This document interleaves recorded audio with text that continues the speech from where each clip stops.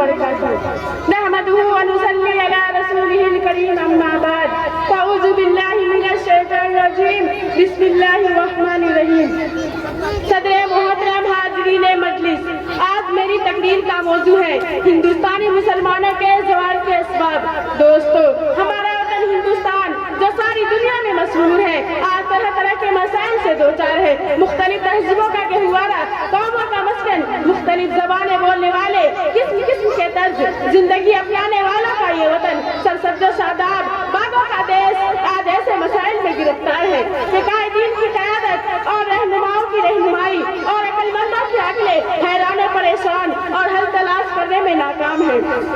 سامعین اکرام، مسلمانوں کا اپنے وطن سے محبت ہے، اس کے ذرہ ذرہ سے پیار ہے۔ وطن کی مشکلات، وطن کے مسائل اور دشواریوں کا مسلمانوں کو دکھ درد ہے، لیکن آج ہندوستانی مسلمانوں کو یہ کہہ کر ستایا جاتا ہے کہ پاکستانی ہو، اور کبھی مدارس اسلامیہ کو دہشت گردوں کا اڈا بتا کر مسلمانوں کو اور علماء کو پریشان کیا جا رہا ہے، تو کبھی مسجدوں میں نماز سے روک کر مسلمانوں کے دلوں کو مجروح کیا جا رہا ہے، تو کبھی مسجدوں میں لاؤڈ اسپیکر سے اذان دینے سے منع کیا جا رہا ہے۔ ہندوستان میں مسلمانوں کی سب سے بڑی اقلیت ہے، لیکن اس کے باوجود آج ان کی حالت یہ ہے،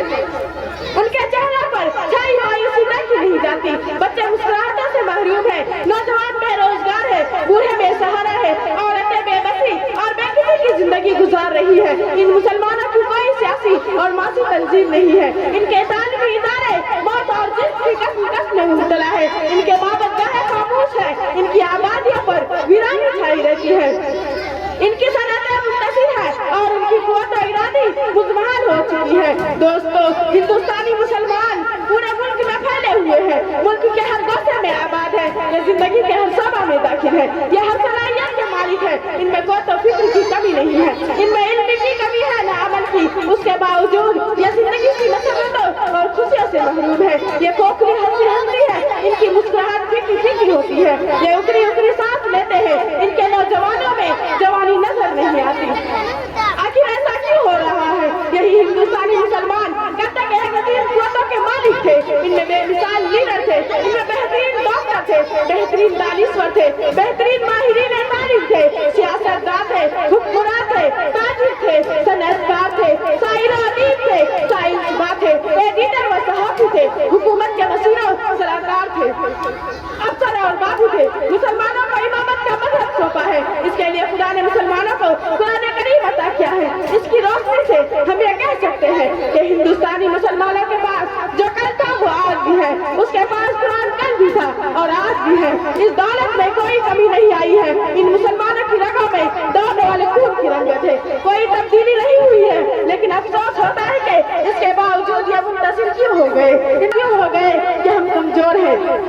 ان کے جلال اور جمال میں کمی کیوں آ گئی ہے، ان کے آنکھوں کی چمک ماند کیوں پڑ گئی ہے، ان کے رخساروں کی تابندگی مایوسی کی سیاہی میں کیوں تبدیل ہو گئی ہے،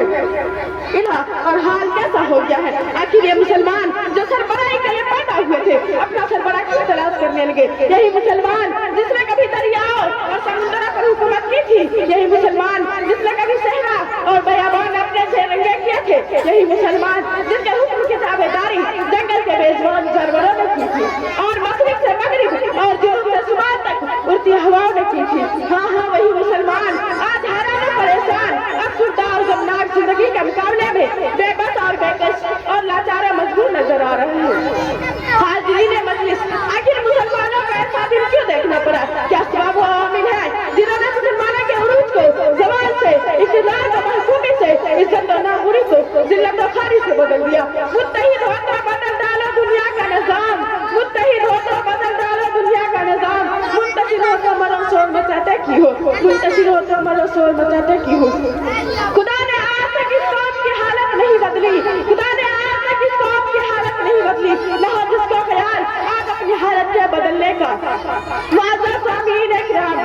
آج مسلمانوں کو اپنی صفوں میں اتحاد پیدا کرنے کی ضرورت ہے، اختلافات کو مٹانے کی ضرورت ہے اور آپسی بھید بھاؤ کو ختم کرنے کی ضرورت ہے، اور اپنے اندر تعصب اور فرقہ بندیوں کی زنجیروں اور بندشوں کو توڑ پھینکنے کی ضرورت ہے۔ ایک ہو جائے تو بن سکتا ہے خورشید و مبین، ایک ہو جائے تو بن سکتا ہے خورشید و مبین، ورنہ ان بکھرے ہوئے تاروں سے کیا بات بنے۔ بنے. دوستو اگر آپ بھی مسلمان متحد ہو کر ایک پلیٹ فارم پر جمع ہو جائے تو یہ مسلمان وہی مسلمان ہے جس نے زنجیریں غلامی میں جکڑے ہوئے ہندوستان کو انگریز جیسے ظالم و ظالم سے آزاد کر لیا. آج بھی ہندوستان کو ان کفار سے آزاد کرا کر ہندوستان کی کایا پلٹ دیں گے، لیکن اس کے لیے ایک شرط ہے.